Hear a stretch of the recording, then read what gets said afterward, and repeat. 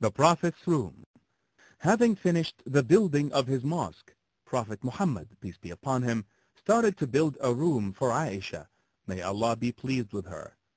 The room was 4 meters wide and 5 meters long. Its door was at only 3-meter distance from the mosque's entrance. This means that the total area of the master of all humans was only 32 square meters. The house consisted of a yard and a room. In the yard, a sheep was tied and bread was baked. There was a curtain that separates the yard from the mosque. Inside the room, there was a bed, a bagpipe, a cup for drinking, and a bowl for washing. Prophet Muhammad, peace be upon him, lived in this room for 10 years. That's to say, until the end of his life. If Allah had wanted, He would have granted him a fascinating life. Allah said in the Holy Quran, "Blessed is he who, if that were his will, could give thee better things than those, gardens beneath which rivers flow, and he could give thee palaces." Mujahid said, in the present life, in this room he lived the most beautiful marital life with the mother of believers, Aisha, the most beloved wife. May Allah be pleased with her. He always sat with her and listened to her talking in joy. They washed from the same bowl where their hands crisscrossed to capture water in a loving way. On her bed, he spent the night praying. Whenever she stretched her feet in the direction of Kaaba, he would touch her slightly so that she moved them. In that room, he also prayed Al-Fajr Sunnah and laid on his right side until Bilal would tell that it was time for the Fajr prayers.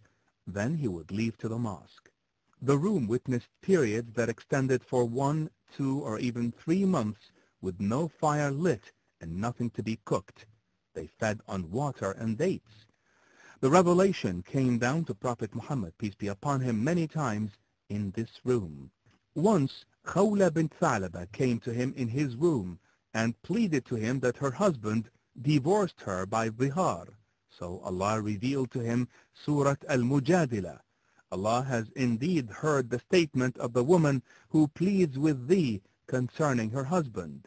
Whenever he, peace be upon him, stayed in the mosque doing extra acts of worship during i'tikaf, he would off and on stretch his head to the room so that Aisha, may Allah be pleased with her, would fix his hair. In addition, in that room, he offered food and water to a total of 70 persons from the people of Sufa. When the time came, Prophet Muhammad, peace be upon him, was passing his last before death. He told his wives that he would like to die in this room. At that time, he was at his wife Maymuna, may Allah be pleased with her, and all his wives agreed. When his sickness increased, his wives gathered around him. He asked them to spill water on him from 7 bagpipes, and they did until he was satisfied. Then he got up and made his last speech to the people. He said that if anyone claims any right from Allah's apostle, he should come to take it now. Aisha was reading surahs from the Holy Quran and wiping his body with his noble hands. The last prayer he led as an imam was Al-Maghrib, or sunset, in which he recited Surat Al-Mursalat. Then he went back to his room. Abu Bakr continued to pray as an imam for 3 days. At the dawn of the last day of his life, he opened the curtain that separates the mosque from his house. His companions were praying, and when they saw him, they were about to lose control of their prayers. That was the last he saw them, and the last they saw him. Although it had been left to him by Allah to decide whether to live forever and then go to heavens or to leave to meet Allah, he decided to leave now. Among the things that he warned against was the word not to use his tomb for a mosque or a place for ceremonies. He reminded of the importance of prayers and the generous dealing with the people that belong to us.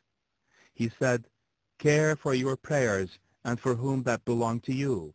It was from his prayers, "May Allah forgive me, spare me, and gather me with the highly you." At the last moment before death, his beloved wife took a siwak, chewed it in her mouth, and gave it to him to use on his teeth. That siwak, he felt, was the best that he had ever used, and it had just come out of the mouth of Aisha, his most beloved wife. On Monday, the 12th of Rabi' Awwal that year, Prophet Muhammad, peace be upon him, passed away, and his soul went back to its creator. 3 people participated in washing and coffining him. They were Ali bin Abi Talib, Al-Fadl ibn al-Abbas, and Osama bin Zayd. His coffin contained 3 white Yemeni pieces of cloth. He was kept on his bed from Monday to the end of Tuesday, and the people prayed for him in groups. His companions prayed individually. Then came the women, followed by children, to say their prayers. The companion Khuli bin Aus al-Ansari dug a grave in the same place where Prophet Muhammad, peace be upon him, died. The grave had an inside indentation which embraced his holy body. Above the grave there was only a small pile of dirt, no construction of any sort. After burial, his daughter Fatima, may Allah be pleased with her, said to the companions with sadness, "How could you dump sand on the Apostle of Allah?" Meanwhile, Aisha preferred to stay at home, close to the body of her husband. In the 13th year of Hijrah, her father, the righteous Caliph Abu Bakr as-Siddiq, may Allah be pleased with him, died. Before that, he had asked the people to bury him near Prophet Muhammad, peace be upon him. So, a grave behind that of the Apostle was dug for Abu Bakr, and he was buried with his head in front of the shoulders of Prophet Muhammad, peace be upon him.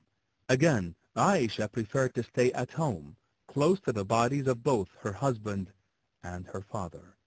Later, towards the end of the 23rd year of Hijrah, Abu Lu'lu'a al-Majusi murdered Caliph Umar with a knife by Fajr prayers. When Umar felt he was dying, he requested Aisha to be buried near Prophet Muhammad, peace be upon him, in the remaining area beneath the room. She said, "I have kept that place for myself, but today I give it away for Umar." So a grave was dug for him behind that of Abu Bakr, in a parallel line with the feet of Prophet Muhammad, peace be upon him. So Umar got what he had wanted, and Aisha added another curtain between her and the graves, and lived there until the end of her life, which ended in the 57th year of Hijrah, and was buried in Al-Baqiyah.